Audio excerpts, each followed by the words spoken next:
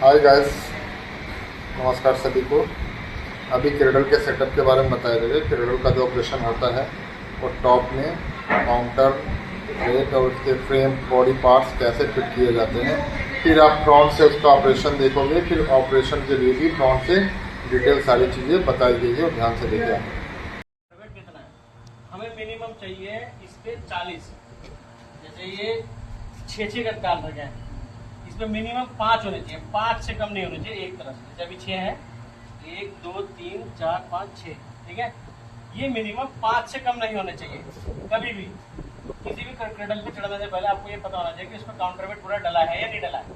क्योंकि counter wait डला होगा, क्योंकि उसी काउंटर वेट के सहारे आप उस क्रेडल पे लटकोगे, उसी पे हैंग होगा, उसी प्लेटफॉर्म पे आपने काम करना। 1 2 3 4 24 ये, ऐसे दूसरी तरफ 24 और होंगे, चलिए टोटल 48 काउंटर वेट होंगे, ठीक है। इन्हीं काउंटर वेटों के वेट पे सारी क्रेडल इसका हैंग होती है, इसी पे लटकती है, इसी वेट के अनुसार। 25 के एक होता है, यानी कि ये 40 काउंटर वेट होते हैं। 24 इधर होगा, 24 उधर होगा, 6 के साथ, ठीक है। अब ये इतना वेट एक 25 किलो का एक है, तो इस हिसाब से ये वेट इस पे रहता है। इसी वेट के अकॉर्डिंग क्रेडल वाली हैंग होती है, जिसके ऊपर आप खड़े होकर काम करोगे। तो चढ़ने से पहले जो भी आप क्रेडल लगाते हैं, टांगते हैंग करते हैं, उनको ये पूछना कि इसमें काउंटर वेट आपने प्रॉपर पूरे डाले हैं या नहीं डाले। वो पूछना डाले हैं तो कितने डाले हैं। उनसे बोलेंगे ना कि इसमें एक तरफ है 20 है, दूसरी तरफ 20 है, 40 होगा काउंटर वेट, ठीक है। तो मिनिमम ये जरूर पता कर लेना कि आपको 20 काउंटर वेट होने चाहिए एक तरफ। जैसे ये एक बूम है, ये बच्चे जा रहे हैं ऐसे, तो इसमें मिनिमम 20 होने चाहिए, तो बहुत अच्छा है। मगर 20 से कम नहीं होने चाहिए, एक भी कम नहीं होना चाहिए। रोप है, रोप के अंदर ये यू क्लैंप है, ये सारा आपका थिम्बल वगैरह लगे रहते हैं। ये सब चीज की जब आप इसका काम कभी पड़ेगा नहीं आपको, वो उसके ऊपर प्लेट देख रहे हो, वो प्लेट होती है ओवरहोज प्लेट। जब क्रेडल आप ऊपर करते हो, उसके ऊपर जाके टकराने से पहले ही कुछ दूरी को उसको लग के ही वो लोग देती है क्रेडल को। इसके ऊपर एक लिमिट लगता है नीचे क्रेडल के ऊपर, जो प्लेट पर टकराता है, अपर लिमिट जिसे कहते हैं ओवरहोज लिमिट, उस पर टकराता है तो वो तुरंत उसको रोक देता है। ये वो चीज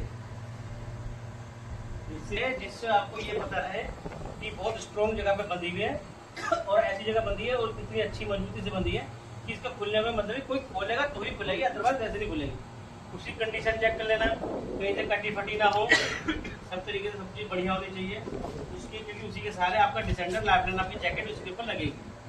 उसी के सहारे आप कभी भगवान न करे कभी ऐसी नौबत आए कभी, तो उसी के ऊपर हैंग हो गया।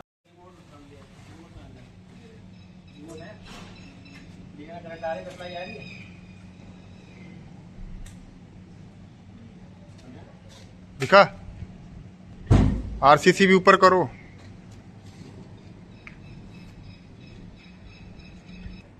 देख रहे हो, आ रही है ना, ऐसे बैठना है ना, ऐसे करो, पकड़ो। इसके अंदर पैनल में ना एक ऐसे ऐसे एक बटन होगा, इसमें पैनल के ऊपर ढक्कन बंद करो। हाँ बिल्कुल सीधा है ना, कैसा उसके लिए होते ऐसे। हाँ वो सीधा रखोगे तो सीधी चलेगी, एक इधर कर दोगे तो इधर का नीचे ऊपर चलेगा, इधर करोगे तो ऐसे नीचे ऊपर चलेगा। वैसे चला के देखो आप उसको। पहले आप सीधी ऊपर लो थोड़ी सी, उसको इधर उसको जो बटन है, बटन हाँ मतलब इस तरफ करो, कर दिया आप करो, सीधी करो। क्या डालो, 50 लॉक है, वो नीचे करने पर शिफ्ट लॉक लगाया था, सेफ्टी लॉक उसका। ये पिन उठाओ, वो जो पिन लटकी हुई है ये सामने मोटर में लगाओ। हाँ इससे क्या है, ये मैनुअल कहते हैं इसको। आप भी उधर जाइए, दोनों एक साथ में होगा। हाँ अभी आपको ना एक दूसरे की तरफ देख के 1 2 3 के बाद ऐसे पुश करना है, 1 2 3, हाँ ऊपर की तरफ करना है, तो 1 2 3 पुश करो बस। वो दबा के छोड़ना है, ये दबा के रखना, क्योंकि इसको आप दबा के रखोगे ना तो ये एकदम झटके से आएगी, वायर गर्म कर देगी, उसकी ब्रेक नहीं लगेगी, बहुत तेजी से नीचे आएगी। ये हल्का सा पुश करके फिर छोड़ना, पुश करके फिर छोड़ना है, हमेशा इसका हमेशा ध्यान रखना। कट करके ये रुक के आनी चाहिए नीचे, ये वो पुश किया फिर छोड़ दिया, पुश किया फिर छोड़ दिया।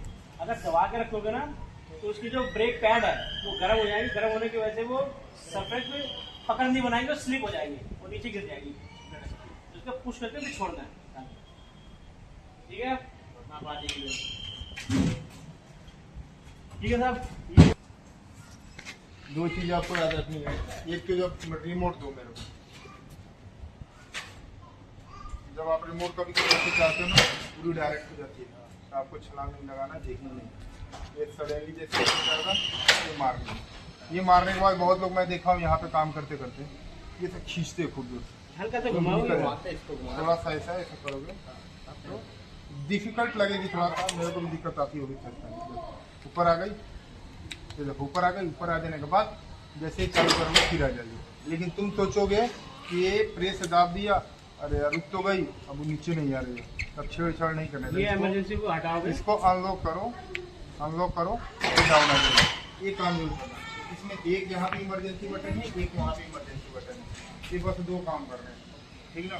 ये बिल्कुल ध्यान रखना है। और जाते वक्त जो है अभी तो ट्रेनिंग कर आपको पीपीस प्रॉपर पहन के, फिर इसमें फॉल अरेस्टर रहेगा आपका, वो आपको दे दिया जाएगा और आप उसको यूज करके आप इसमें जाना, ठीक ना। और कुछ भी है तो आगे आप चलाते चलाते और इसमें सीख जाओगे सही तरीके ठीक ना। से। एक दिन की ट्रेनिंग में समझ नहीं आती कोई भी चीज, चलाओगे तो पता। और आने जाने का जो प्रैक्टिस है इधर ही से रखना है भाई, इधर से नहीं रखना है। एक बार में डाल के ना चेक कर, आप बंद कर दो।